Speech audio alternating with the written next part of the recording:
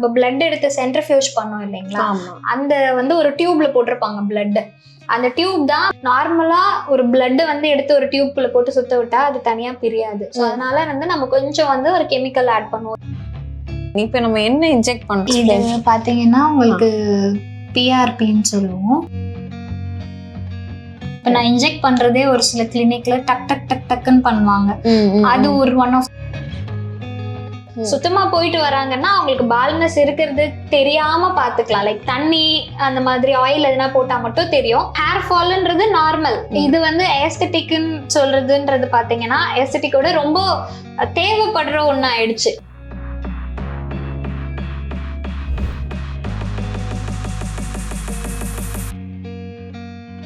Okay fine. இப்போ நம்ம என்ன இன்ஜெக்ட் பண்றோம்? இது பாத்தீங்கன்னா உங்களுக்கு பிஆர்பின்னு சொல்லுவோம். ஸோ இது எதுக்குன்னா இவங்களுக்கு கொஞ்சம் ஹேர் ஃபால் இருக்கு. ஸோ அந்த ஹேர் ஃபால் வந்து இந்த ட்ரீட்மெண்ட் உங்களுக்கு பண்ணும்போது உங்களுக்கு ஹேர் ஃபால் வந்து ரெடியூஸ் ஆகும். ஸோ உங்களுக்கு நான் சொன்னேன் இல்லைங்களா, க்ரோயிங், ஃபாலிங், ரெஸ்டிங்ன்ட்டு. ஸோ அதுல ஃபாலிங் ஹேர் கொட்டும். இப்போ ஃபார் எக்ஸாம்பிள் இப்போ ஒரு நாளைக்கு ஒரு 50 முடி கொட்டுதுன்னா இந்த ட்ரீட்மெண்ட் மூலமா பண்ணதுக்கு அப்புறமா உங்களுக்கு ஒரு 20ல இருந்து 25 முடி கொட்டுற மாதிரி நம்ம கம்மி பண்ணலாமே தவிர ஜீரோக்கு கொண்டு வர முடியாது. அவங்க ஏஜுக்கு ஏத்த மாதிரி சம் ஸ்ட்ராண்ட்ஸ் ஆஃப் ஹேர் கொட்டுறதுன்றது நார்மல். அதை நம்ம நார்மலைஸ் பண்ணுவோமே தவிர ஜீரோ ஆக்க முடியாது. ஸோ இதுதான் பண்ண முடியும். இது வந்து வைப்ரேட்டர், சும்மா அவங்களுக்கு பெயின் தெரியாம இருக்கணும்ன்றதுக்காக அந்த வைப்ரேட்டர் வந்து நம்ம வைக்கிறோம். Okay fine. ஆக்சுவலி இப்போ இது என்ன நம்ம இன்ஜெக்ட் பண்றோம்? இது வந்து growth factor. blood எடுத்தோம் இல்லைங்களா, சென்ட்ரிஃபியூஜ் பண்ணி வரும்போது பாத்தீங்கன்னா மேல இந்த எல்லோ கலர்ல இருந்திருக்கும், நடுவுல ஒரு செக்மெண்ட் இருக்கும், அது கீழே ரெட் கலர்ல blood இருந்திருக்கும். இது வந்து bloodல இருக்க பிளேட்லெட்ஸ்னு சொல்லுவோம். ஸோ bloodல இருக்க பிளேட்லெட்ஸ்னா ஈஸியான டேர்ம்ல பாத்தீங்கன்னா புரோட்டீன்ஸ். ஸோ இப்போ இது உங்களுக்கு இன்னும் ஈஸியா புரியணும் அப்படின்னா, ஃபார் எக்ஸாம்பிள் இப்போ நம்ம டென்டல் ட்ரீட்மெண்ட்ஸ் எல்லாம் பண்றோம், பல்லெல்லாம் எடுக்கிறோம்னு வச்சுக்கோங்க. ஆனா வந்து அங்க ஹோல் இருக்கும், பல் எடுத்த உடனே ஹோல் இருக்கும் உங்களுக்கு. அந்த ஹோல் வந்து திருப்பி நம்ம எந்த ட்ரீட்மெண்ட் பண்ணாமையே உங்களுக்கு நார்மலா சாஃப்ட் டிஷ்யூ வந்துரும். பிகாஸ் இதனாலதான். ஓகே. சோ அது வந்து அந்த சாஃப்ட் டிஷ்யூவும் க்ரோ ஆகும், போனுமே க்ரோ ஆகும். பட் இது வந்து உங்களுக்கு ஹேர்ல பண்ணும்போது உங்களுக்கு கொஞ்சம் நியூட்ரிஷன்ஸ் கிடைக்கும், பிளட் சர்க்குலேஷன் இன்க்ரீஸ் ஆகும், இருக்கிற ஹேர் ஃபாலிகல்ஸ் நல்லா ஸ்ட்ரென்தனிங் ஆகும், ஹேர் வந்து உங்களுக்கு ஃபால் ஆகாம பார்த்து. ஆக்சுவலா பிளேட்லெட்ஸ்ல நம்ம யோசிக்கிறது என்ன இருக்கோ, பிளட் வந்து அரெஸ்ட் பண்ணோம், அது வந்து வெளியே வராம இருக்கும் அப்படிங்கிற மாதிரி. ஸோ அதை வச்சு நம்ம வந்து ஹேர் திருப்பி ரீக்ரோவும் பண்ணலாம். ஸோ இப்போ வந்து நம்ம ஒரு செக்மெண்டா எடுத்து நம்ம வந்து இது வந்து இப்போ இந்த ஏரியா பண்ணிருக்கேன்னா இப்போ வந்து உங்களுக்கு செக்மெண்டா பண்ணலாம். இப்போ இந்த ப்ராசஸ் பண்ணும்போது கோம்போ அந்த மாதிரி எதுவும் யூஸ் பண்ணலாம்? ஒரு சிலர் பண்ணுவாங்க. ஒருத்தவங்களோட டெக்னிக் ஒரு கிளினிக் பொறுத்து வேரி ஆகும் உங்களுக்கு ப்ரொசீஜர். இப்ப நான் இன்ஜெக்ட் பண்றதே ஒரு சில கிளினிக்ல டக் டக் டக் டக்குன்னு பண்ணுவாங்க. அது ஒரு ஒன் ஆஃப் த மெத்தட் சொல்லுவோம். நபாச் டெக்னிக்னு சொல்லுவோம். இது வந்து பின் பாயிண்ட் மெத்தட்னு சொல்லுவோம். ஸோ இந்த மாதிரி உங்களுக்கு டெக்னிக்ஸ் வேரி ஆகும். ஒரு கிளினிக் அண்ட் ஒரு டாக்டர் பொறுத்து உங்களுக்கு டெக்னிக்ஸ் வேரி ஆகும். ஒரு சில கிளினிக்ல வைப்ரேட்டர் வைப்பாங்க, ஒரு சில கிளினிக்ல ஐஸ் கியூப் வைப்பாங்க, ஒரு சில கிளினிக்ல எதுவுமே வைக்க மாட்டாங்க. டிபெண்ட்ஸ். அது எல்லாமே ஒரு கிளினிக் அண்ட் டாக்டர் பொறுத்து வேரி ஆகும். இந்த ப்ரொசீஜருக்குன்னு ஒரு இதுதான் ப்ரொசீஜர் அப்படின்ற ஒரு இது கிடையாது. இன்ஜெக்ட் பண்ணணும், அவ்வளவுதான். இதோட அட்வான்ஸ்ட் டெக்னிக் இருக்கு. மீசோ கன் ஒன்னு இருக்கு. சோ அப்படியுமே மீசோ கன்னா உங்களுக்கு வந்து இந்த மாதிரி நீடில் வச்சு இன்ஜெக்ட் பண்ண மாட்டோம். அதுல வந்து டக்குன்னு ஒரு ஷாட் அடிச்ச உடனே அப்படியே சொல்யூஷன் வந்து டெபாசிட் ஆயிடும். பெயின் இருக்காது, கொஞ்சம் பெயின்லெஸ்ஸா இருக்கும். சோ அந்த மாதிரி நிறைய டெக்னிக்ஸ் அண்ட் டைப்ஸ் இருக்கு.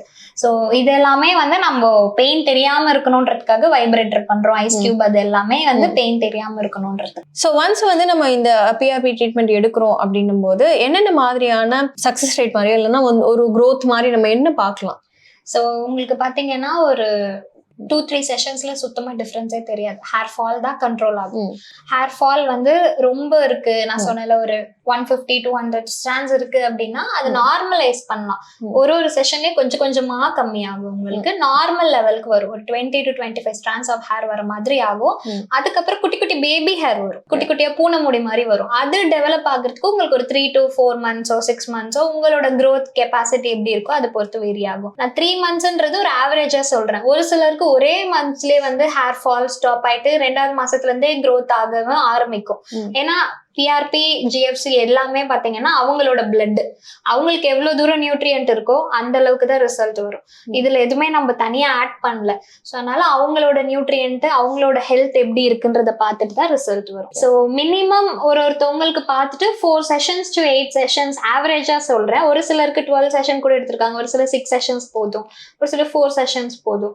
ஸோ டிபெண்ட்ஸ், அவங்களோட கன்சர்ன் எப்படி ஹேர் ஃபால் இருக்கு, எவ்வளவு தூரம் ஹேர் ஃபால் இருக்கு, அது பார்த்துட்டு வேரி ஆகும் உங்களுக்கு. ஸோ எந்தெந்த மாதிரியான பர்சன்ஸ்க்கு என்னென்ன மாதிரியான பிஆர்பி ட்ரீட்மெண்ட் எடுக்கலாம் அப்படிங்கிற ஒரு ஆக்சுவலா பாத்தீங்கன்னா பிஆர்பி ஒன்னே ஒண்ணா இல்ல நிறைய இருக்கு. ஓகே, ஒரு கிளினிக் பொறுத்து வேரி ஆகும்.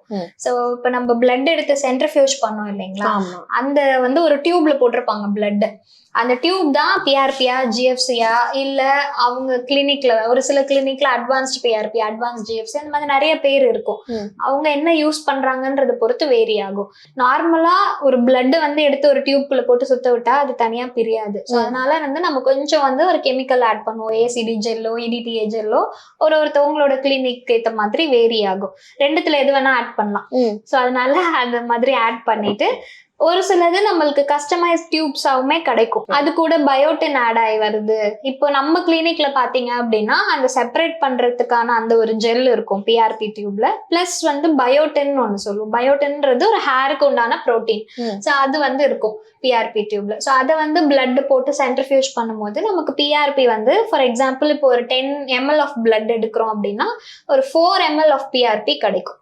அதுல 4 types ஆஃப் growth factor கிடைக்கும். growth factorல நிறைய டைப்ஸ் இருக்கு.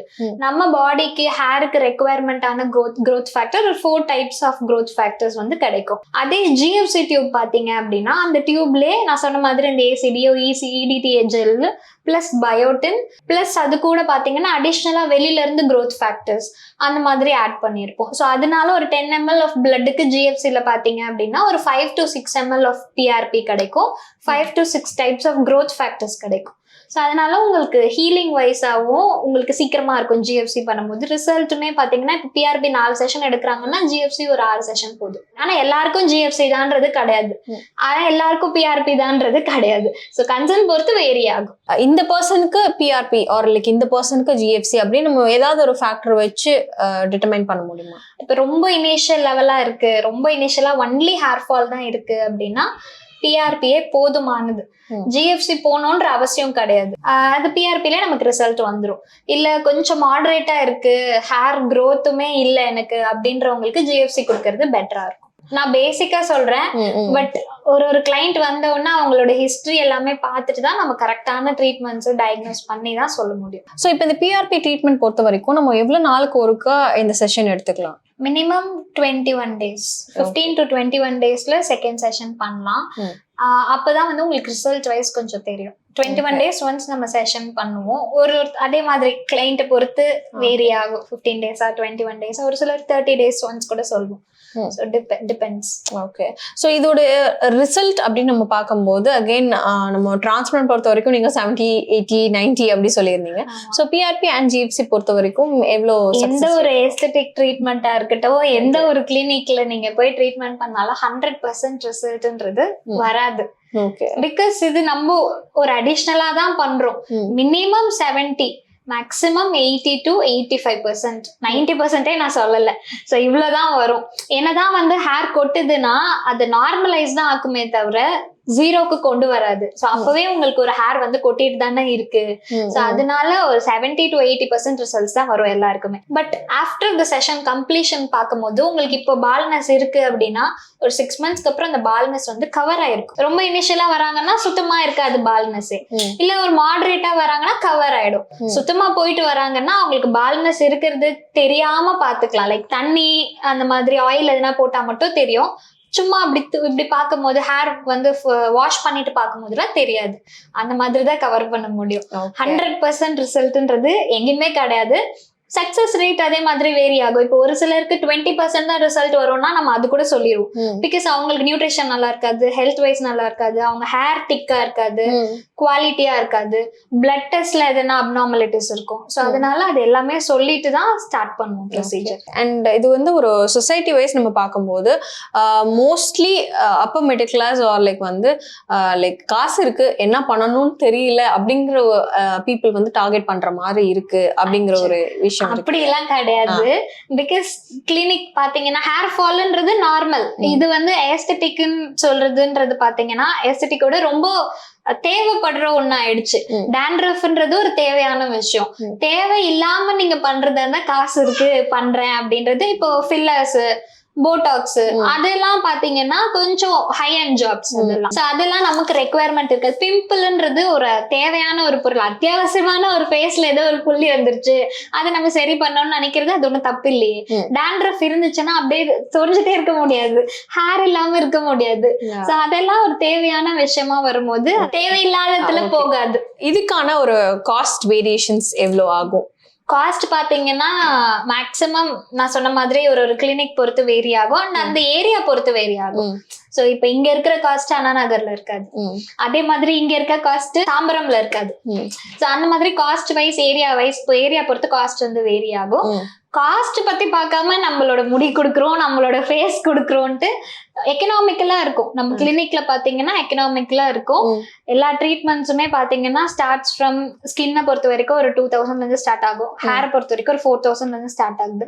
அதிகபட்சமே வந்து ரொம்ப அதிகமா ஆகாது. சோ நீங்க வந்து பார்த்துட்டு கன்சல்டேஷன் எடுத்துட்டு தேவை இருந்தாதான் ட்ரீட்மெண்ட் தருவோம், இல்லைன்னா தரமாட்டோம். ஸோ டைரக்டா ஒன்ஸ் வந்து கன்சல்டேஷன் பண்ணிட்டு ட்ரீட்மெண்ட் எடுக்கிறது பெட்டர். Okay, very nice. நான் நிறைய கேள்வி கேட்டுட்டே இருக்கேன், நீங்க வந்து உங்களுடைய ப்ராசஸ் வந்து ஸ்டார்ட் பண்ணிட்டே இருக்கலாம். ஸோ என்னால் முடிஞ்ச வரைக்கும் எல்லா கொஷனும் நான் கேட்டு எனக்கு என்னெல்லாம் தெரியணும் அப்படின்றதும் உங்களுக்கு என்னெல்லாம் தெரிஞ்சுக்கணும் அப்படிங்கிறதும் கேட்டேன் அப்படின்னு சொல்லி நான் நம்புறேன். இந்த மாதிரி நீங்களும் வந்து நிறைய பிஆர்பி அண்ட் ஜிஎஃப்சி இந்த மாதிரி லைக் பேர் தெரியல ஆனால் எனக்கு முடி கொட்டுது அப்படிங்கிற ஒரு டவுட் இருந்தது அப்படின்னா கண்டிப்பாக லைக் ஒரு டாக்டரை விசிட் பண்ணுங்க. நீங்கள் ஷாந்த் கிளினிக் வந்தீங்க அப்படின்னா நம்மளுடைய டாக்டர் சாந்தினி உங்களுக்காக வெயிட் பண்ணிட்டு இருப்பாங்க. அண்ட் மிஸ் வாவ் தமிழா வியூவர்ஸ் எல்லாருக்கும் ஒரு பாய் சொல்லிட்டு நான் கிளம்புறேன். This is me Vijay Nilofar. Don't forget to subscribe Miss Vav Tamila. Subscribe பண்ணுங்க, எல்லா வீடியோஸும் லைக் பண்ணுங்க, உங்களுடைய கமெண்ட்டை கமெண்ட் செக்ஷன்ல ஷேர் பண்ணுங்க. Thank you so much.